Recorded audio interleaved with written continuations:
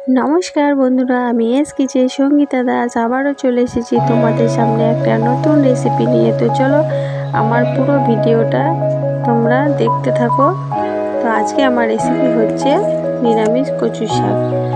তো তোমরা কে কেমনভাবে রান্না করো সেটা জানি না, আমি কিভাবে রান্না করি সেটাই তোমাদেরকে দেখাবো।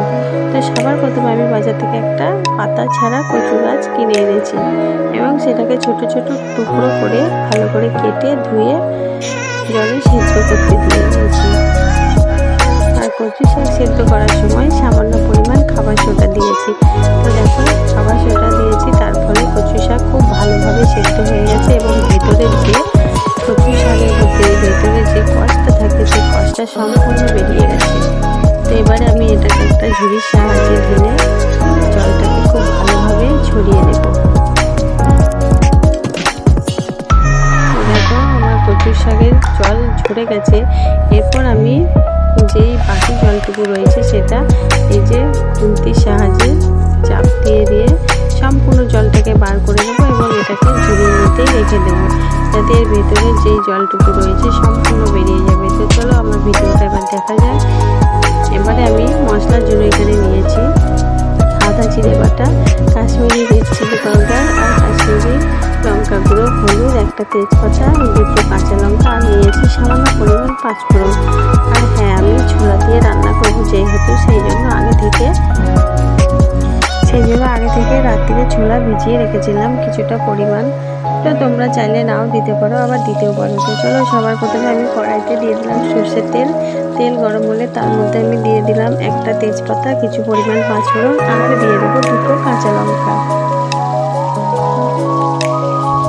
এরপর আমি এর মধ্যে দিয়ে দেবো যেই মশলাটা নিয়েছি আমি সেই মশলাটা দিয়ে দেবো। আদা জিরে বাটা, হলুদ, কাশ্মীরি লঙ্কা গুঁড়ো, রেড চিলি, সমস্ত মশলা একসাথে দিয়ে দেবো। দিয়ে কিছুক্ষণ নাড়াচাড়া করব। বেশ কিছুক্ষণ নাড়াচাড়া করার পর আমি এই যে মশলার যে জলটা রয়েছে সেটাও এর মধ্যে দিয়ে দেবো, দিয়ে আবার নাড়াচাড়া করব। তো যত বেশি নাড়াচাড়া করবো কষাতে থাকবো তত কালারটা আসবে। তো আমার কালার অলরেডি আসতে শুরু করে দিয়েছে, দেখো তোমরা দেখতেই পাচ্ছ কালারটা অনেক সুন্দর হয়েছে। এইভাবে কষাতে থাকবো। এরপর আমি এর মধ্যে দিয়ে দেবো স্বাদ মতো লবণ আর দিয়ে দেবো সামান্য পরিমাণ চিনি। তোমরা তোমাদের স্বাদ মতো দিয়ে দেবে। এবারে ভালোভাবে সমস্ত আইটেম এইভাবে কষাতে হবে। কিছুক্ষণ কষানোর পর এর মধ্যে আমি দিয়ে দেব ভিজিয়ে রাখা ছোলা, দিয়ে একটু নাড়াচাড়া করব।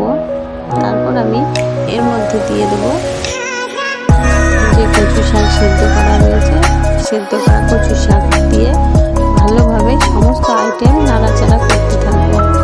তো কচু শাক থেকে এখনও প্রচুর পরিমাণে জল বের হবে, তো সেই জলটাকে ভালো করে শুকোতে হবে। যতক্ষণ না জলটা শুকিয়ে আসে ততক্ষণ আমাকে নাড়াচাড়া করতে হবে। তো দেখো আমার সমস্ত আইটেম একসাথে মিশে গেছে এবং কচু শাকের মধ্যে যে জল ছিল সেটাও শুকিয়ে গেছে। এবারে আমি এর মধ্যে দিয়ে দেবো সামান্য পরিমাণ জল। খুব বেশি জল দেবো না, কারণ আমি কচু শাক তো আগে থেকে সেদ্ধ করে নিয়েছি যেহেতু, সেই জন্য এখন আমি এই ছোলাটা সেদ্ধ করার জন্য যতটুকু জলের প্রয়োজন আমি ততটাই জল দেবো।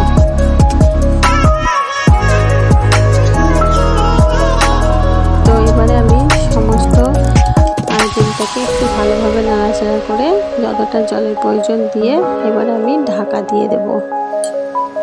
এই জলটা যতক্ষণ না শুকোয় ততক্ষণ এবারে গ্যাসটাকে আমি একটু মিডিয়াম করে দেব। তারপর আমি চলে যাব বাকি কাজের দিকে। তো চলো, তারপর আমি এখানে নিয়েছি একটা কাগজি লেবু। এটাকে ছোট ছোট টুকরো করে কেটে লেবু থেকে রসটা একটা বাটিতে বার করে নেব। তারপর কচু শাক থেকে সমস্ত জল শুকিয়ে আসলে এই লেবুর রসটা ওর মধ্যে দিয়ে দেব। লেবুর রসটা দেওয়ার কারণ হচ্ছে কচু শাক তো এমনিতে একটু কুটকুট করে, গলা চুলকোয়, সেই জন্য লেবুর রসটা দিলে আর গলা চুলকোবে না। তো দেখো আমার কচু শাক আজকে হয়ে গেছে রেডি, সম্পূর্ণ রেডি হয়ে গেছে। তো এবারে শুধু পরিবেশনের পালা। তো চলো এবারে আমি এটাকে নামিয়ে নেব, কারণ লেবু দিয়েছি আর বেশিক্ষণ নাড়াচাড়া করতে হবে না। লেবু দেওয়ার পর বেশি নাড়াচাড়া করলে তেতো লাগে। আর এমনিতেও আমার হয়ে গেছে রেডি অলরেডি। এবারে এটাকে নামিয়ে গরম ভাতের সাথে পরিবেশন করলে খুব সুন্দর লাগবে। তো চলো, আমার ভিডিওটা কেমন লাগলো তোমরা সকলেই জানিও। আর ভালো লাগলে একটা লাইক কমেন্ট অবশ্যই করো।